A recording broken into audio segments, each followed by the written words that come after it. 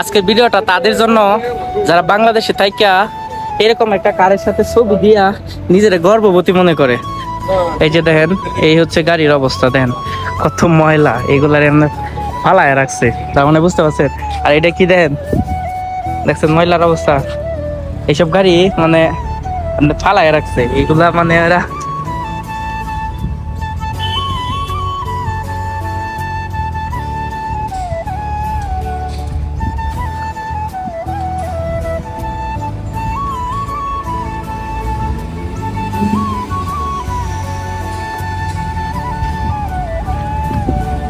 এই গাড়িগুলো হইছে আপনার কিনিয়া এইভাবে রাইখা দেয়, মানে ওরা ইউজ করে না, মানে এইগুলো কি করবো, বেচতেও পারে না, কোনো কিছু না, এই জন্য রাইখা চলে যায়।